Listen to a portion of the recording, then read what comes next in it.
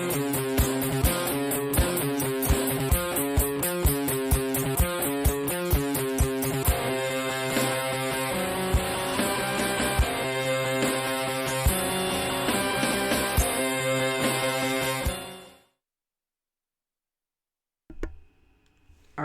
I believe we are live and recording and everything is up and running.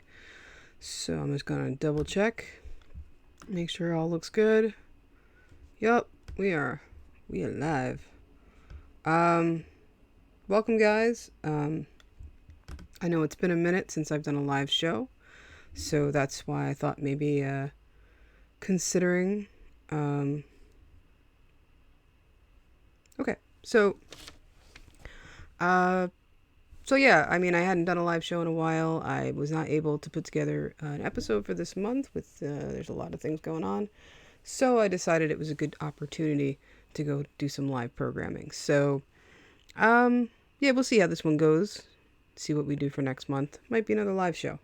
But the other reason why I wanted to do a live episode is because the Oscars just happened. And not because of a certain something that happened that kind of has been over talked about for something that had nothing to do with actually the Oscars. I'm a big fan of watching the event.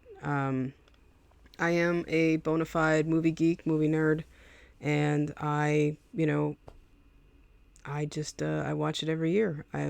If you follow me online, you'll see that I usually live tweet. I usually try to watch all the movies up for Best Picture. This year that didn't happen. I only was able to watch the genre films that were up for Best Picture, which is a lot easier because there's only a few of them.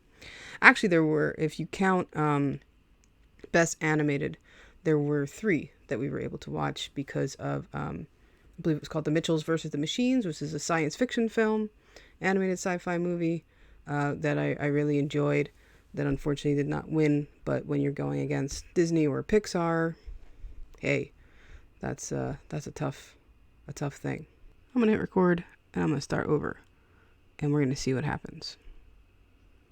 So, welcome to the Horror Academic.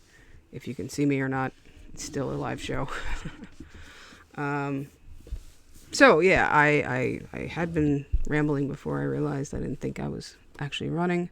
That I decided to go with a live episode this month. It's been a pretty hectic time, so I was not able to put together the episode I wanted to do for this month.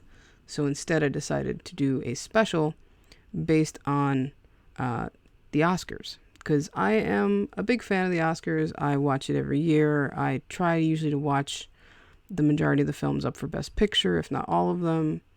I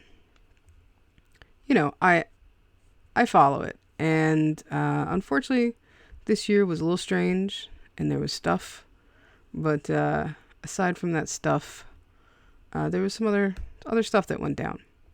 So I usually, when I like to do these live shows, I like to give you guys top 5s.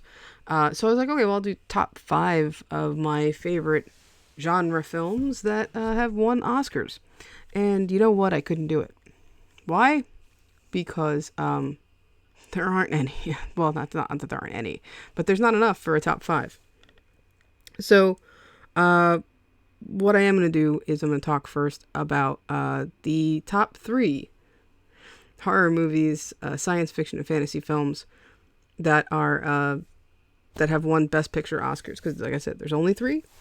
You could probably guess them at home if you watch the show. The first one was Shape of Water in 2017, so I'm going in backwards order.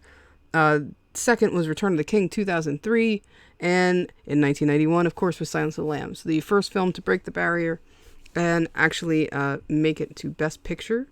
The of course, the awkwardness being that it was campaigned exclusively as like a thriller, a psychological thriller, not a horror film. We've talked about that before, how the 90s was not a horror-friendly era in some ways, particularly in marketing, and that was one way it got hit. So we can definitely say that these 3 films have been recognized as Best Picture. What I'm also going to add on is some of my honorable mentions. So a top 10 of other films that I love that are non-genre that did win Best Picture. And going in backwards order, 2014 was Birdman. 2011, The Artist. Slumdog Millionaire in 2008. No Country for Old Men in 2007. American Beauty, as problematic as it is today, it is still a film that I love, from 1999. Shakespeare in Love from 98. Then there's a jump to The Last Emperor, 1987. Amadeus in 84, stunning film. And of course The Godfather and The Godfather 2 in 72 and 74. So that's kind of like my favorite movies that have won Best Picture through the years. As you can see, it's kind of spread out. There's more modern films. I can't say that too many before the 70s were films. So there were a lot that I know were important, influential movies, but were they movies that I personally, love? Not really. So that's kind of what it boiled down to. And I really didn't have to kind of chip anything away. So Best Picture doesn't tend to be where the films I love end up. So I did a little research on that, and I was like, well, I do remember other movies getting awarded besides these kind of 13.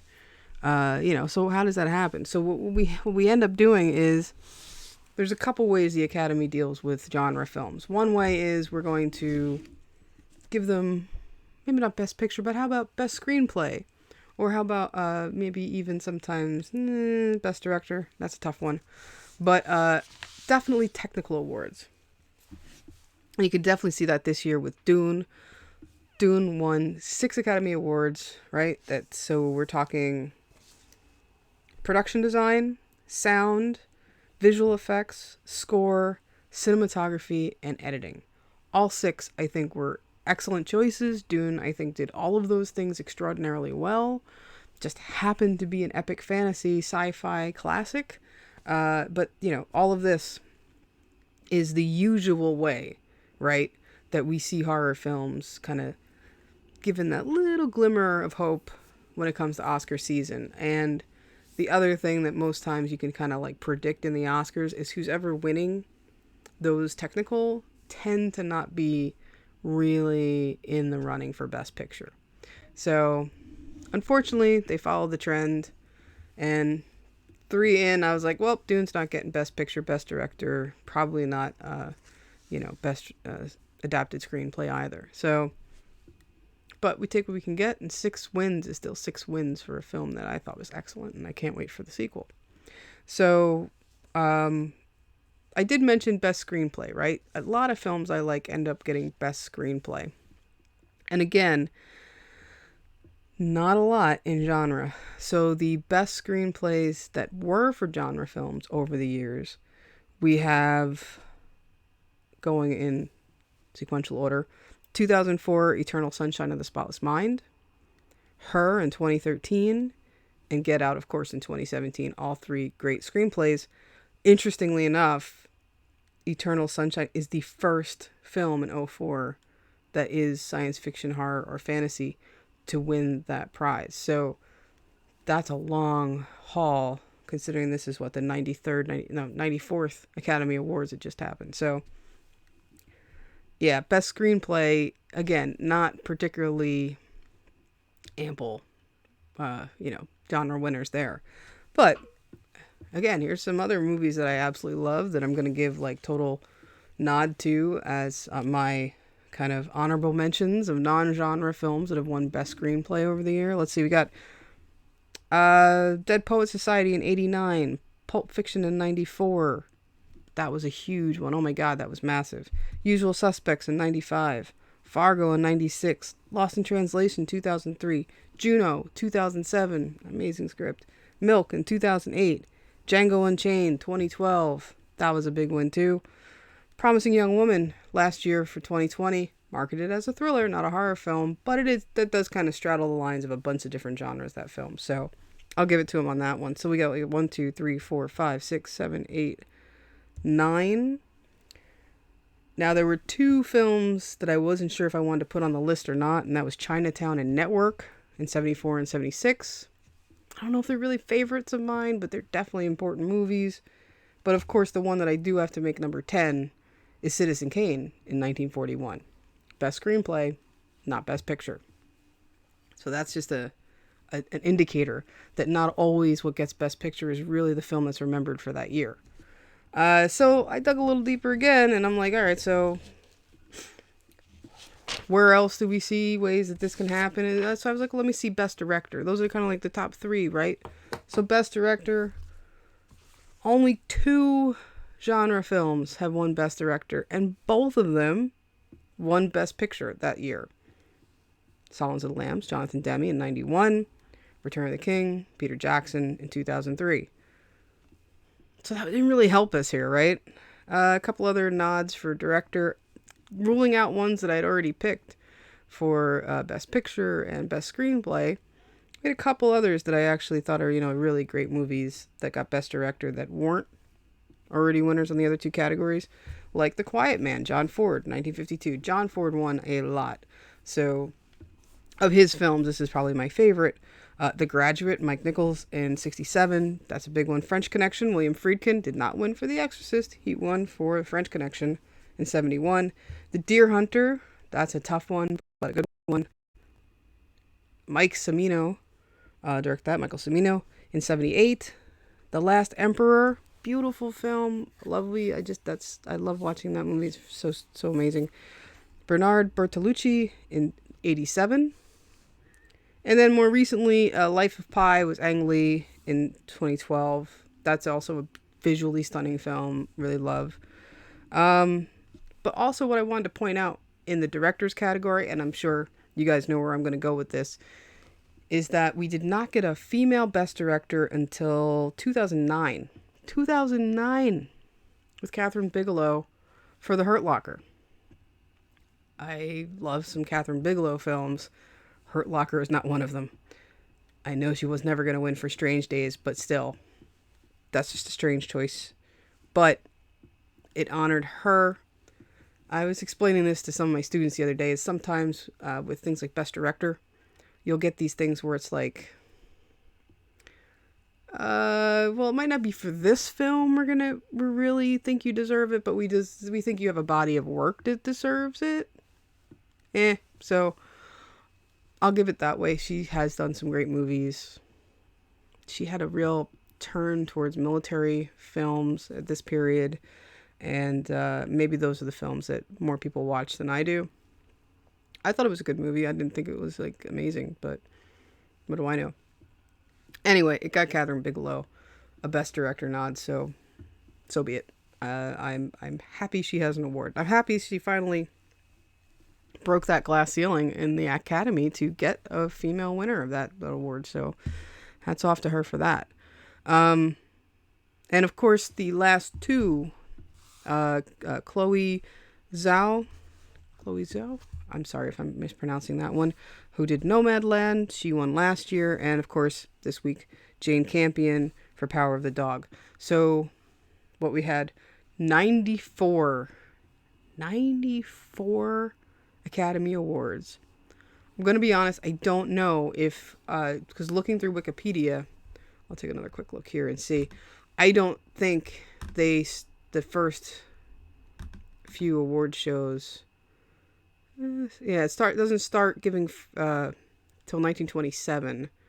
Do you see who the Best Director was? I'm not entirely sure if that is every. I'm gonna have to look that up right now. Let's see, what year was the first Academy Awards? 1929. Okay, so maybe I'm wrong. Maybe it has. Every year had a Best Director. Excuse me, guys. Allergies. So yeah, that was the unfortunate side. I really went into this episode thinking, all right, great. I love doing top 5s. I'll do a top 5 favorite genre films that have won Best Picture. Can't do that. How about top 5 genre films that have gotten Best Screenplay? Can't do that. Top 5 genre films to get Best Director. Can't do that either. So that's why I gave you a bunch of extras, because that just didn't work. So let's talk a little bit about that snub that happens inevitably, particularly for horror. I say particularly for horror, but really looking through the list, science fiction really only had 2 more wins with with Her and Eternal Sunshine, neither of which are traditional science fiction films in that way. So I did want to mention like what snubs I thought happened this year. I mean, obviously, I'm gonna say Dune should have got Best Picture. That's personal. That's my opinion. Of the movies I saw, I think that was the best. It had me at the edge of my seat. I was totally engaged. The score filled the theater. I was glad I saw it on a big screen. You know, like it was that perfect movie experience for me. Hence me thinking Dune should have gotten Best Picture. That didn't happen. So what does happen? Like I said, they get the 6, technical awards instead. That's the usual. Usually if there's a great, I mean, like even if it's like a Star Wars film or even some of the Marvel films have walked away with sound design, editing, technical stuff, visual effects. Visual effects is a big one, right? Like that's the one that we can always kind of bank on. So the only 2 genre films that were up for Best Picture this year were, like I said, Dune, but also Nightmare Alley. Guillermo del Toro, who won, like I said, in 2017 with Shape of Water. Personally, I didn't think this film was going to be the one to do a Best Picture nod. If anything, I thought it really deserved production design or something along those lines. Costuming, that's what I would give it. I would give it costuming. So, I don't know if it really would have, it wasn't a very great contender. I thought that's one of those kind of putting somebody on the list because they're a past winner, in my opinion. I don't know if it's Best Picture material. The other, it's a Nightmare. Oh, so this is what like the actual snub for me. What was I like went through the listings of all the horror movies that came out last year. What was the one that I thought should have been up for an award? Not necessarily Best Picture, not screenplay or director necessarily, but what horror film did I think was completely snubbed by not being even part of, any of this is, I thought Candyman. If nothing else, production design. I thought it would have been an excellent film for production design, visual effects, sound, score, all of these things. I think it would have been an excellent choice for. Of course, like I said, Dune did get sound, visual effects, score, production design, cinematography, and editing. So, excuse me with my allergies tonight. But, that was for me, that was the big snub of the year. Was that Candyman didn't make any of those categories. So, it's expected, right? It is the state of not just the Academy, but it's the state of motion picture industry in America, right? We're still dealing with that stigma that horror movies, science fiction movies, even fantasy films are not art, that they're not, motion picture, cinema, all that crap. So nothing has truly changed in that matter. We've had breakthroughs. That's what's happened. We've had breakthroughs. It's not a matter of us saying we can bank on the Academy recognizing horror or science fiction. We know that, a few films will break through. A couple other notes I wanted to put out there along those lines, though. There was such a buzz online that the new Spider-Man film was going to deserve something. And that it was in the best interest of the Academy to make it happen. Whatever that means. So, we got these fan favorite Twitter poll. What a waste of time that was. The theory being that, Spider-Man will win, and then people can't complain that we didn't give Spider-Man a venue. In the end, Spider-Man came in like second or third. It's an Army of the Dead, which, man, I was not a fan. It had some moments, but that was not a great movie. So that was a waste that they gave away. Then the best moments, all these little things. It was supposed to be like best moments in movie history. Like talking like, the usual suspects in that ring are like Gone with the Wind, Casablanca, Sound of Music, these big, huge, sweeping epics. What am I forgetting? Wizard of Oz, that's another one that's always like the cinematic moment, and we got a bunch of crap that a bunch of, spam bots picked. So that was a total waste. I think the Academy totally, in trying to pander to bring in internet audience, to no justice to anyone with that. There was a couple other gripes I had. Sorry, excuse me. That came to my attention. So this was the first time I noticed that it was just sound. Best sound.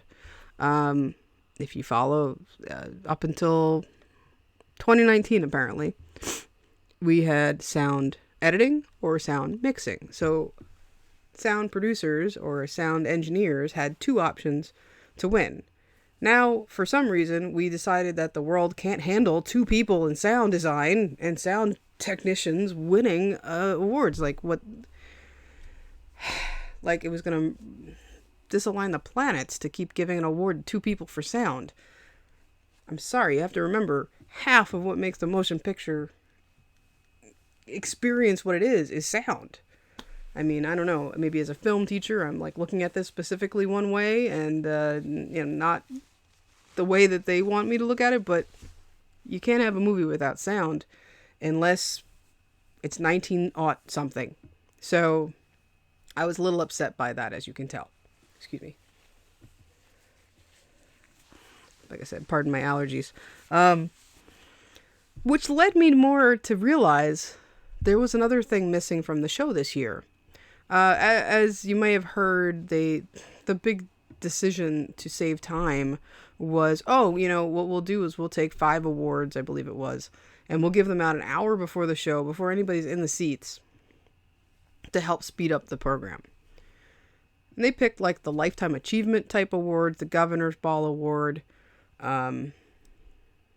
score, which I don't know if that was just because Hans Zimmer wasn't there, but that's kind of an upset to me, because that's a huge, like, this man's been making scores for films for decades, and he finally, he gets one and we don't let him, I don't know, get his moment. I don't know. So that bothered me. And then I realized that by removing the other awards that we used to give out that way, which were I looked it up, the actual wording on it, Scientific and Tech Awards, it was the kind of like the those who are doing things that are improving the quality of film, people who are adding to the art by creating in a more technical fashion, people who design cameras, people who work on, work on these technical aspects of it that don't make movies. And that was completely removed, apparently, last year. Because I guess with COVID, we couldn't figure out how to do that. I don't understand that. Excuse me. So that was honestly, that was more of a gripe that I had with this year, in this kind of condensing things to make a streamlined show, removing things that people thought weren't interesting anymore by adding time for these Twitter polls that were actually absolute crap. So that's my issue. I will, since I have a platform and I'm already talking Oscars, and some people might know this about me. I mean, I've said it before that the Oscars are like my Super Bowl. This is my big event of the year I look forward to. And, I plan, like I said, I plan to see the movies every year that I can. It's a big deal. And I'm going to tell you that there's something I have a real issue with in the way the Academy has done things. So in the past few years, they did this thing where they added how many movies could be up for Best Picture. And it went from, I believe, 5 to 10. Might have been 7 at some point. But so we have this huge leap. And also, I want to say, somewhere in the 2000s, they added the category of Best Animated Feature. There's also the category of Best International Feature, which is a huge thing as well. My problem is that today, it's not uncommon for a film to be in 2 of those categories. So let's think about this. If I'm going to put a film in Best International Feature and in Best Movie, like Best Film, it has the potential of sweeping the 2 categories that are the top of the year. That seems unfair.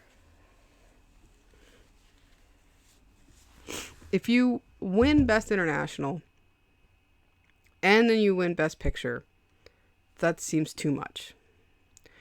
I feel the same way about Best Animated. If a film is up for Best Animated Feature, it shouldn't be up for Best Feature. It should either be up for Best Feature or Best Animated Feature. You have to pick. You can't do both. Because I think we had a film this year that had the ability where it wasn't up for Best Picture. It was up for Best Documentary, Best Animated, and Best International. And that was called Flea. That's some main... I mean, it's not an issue until it is an issue. You know what I mean? Like, if that one film had swept all three, that would have been an overwhelming kind of win to the point that you just ruled out a lot of other pictures that should have gotten a nod that year. Nothing against the film. I'm just saying, as an example. I believe last year the same thing happened with Parasite. Parasite was up for Best Foreign and Best Picture. And it won, I believe it won both. To me, that seems like a bad move. I don't know. I have a real issue with this one, and I'm not sure what the solution is. Of course, they're saying, well, we don't want to rule it out from getting the possibility of winning, but I think you have to pick. I don't think you should be able to be in either of those categories together. Sorry. It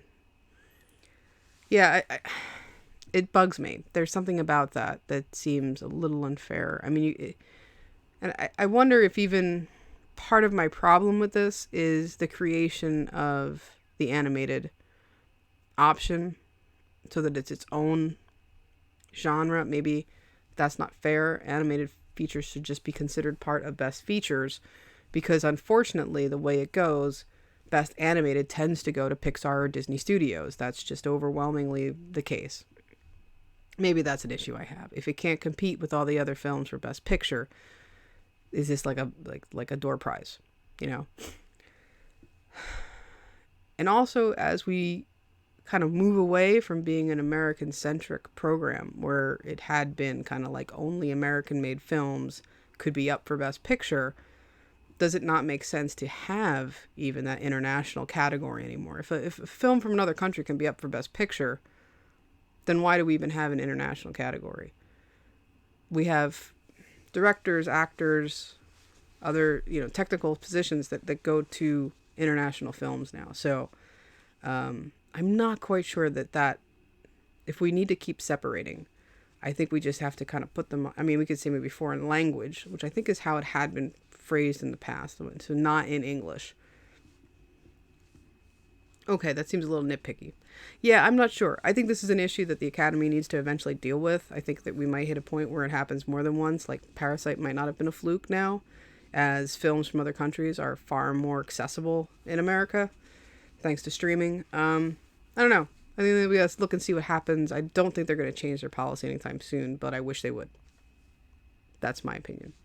So that's my biggest gripe about the Oscars, to be honest, is that those two categories need to be better defined or separated more from the rest of the competition, personally speaking. I apologize. I feel like every time I stream, particularly when I stream live, my allergies kick up, and it's just like it knows it's going to happen, and it comes looking for me. So, sorry about the sniffles. All right. Is there anything else I wanted to say about this year's Oscars? Because I really don't want to get into that one topic, but I had an issue. Why did we have to keep saying how great James Bond films were just because they're old? I don't really care. I did like the little, on the opposite side, on the total flip, I did appreciate the little nod to Pulp Fiction, the little nod to The Godfather. It's always cool when old Hollywood kind of meets up with new Hollywood, and you got that moment at the end where Liza Minnelli was with Lady Gaga. 2 points for that cute moment. I like the old Hollywood stuff. The Bond thing didn't do anything for me. But, I mean, otherwise speaking, I just wish they, something that something didn't have to happen to kind of ruin the rest of the experience for the night. But, I think it was a decent show, and I think the hosts did a good time. did a good job this year.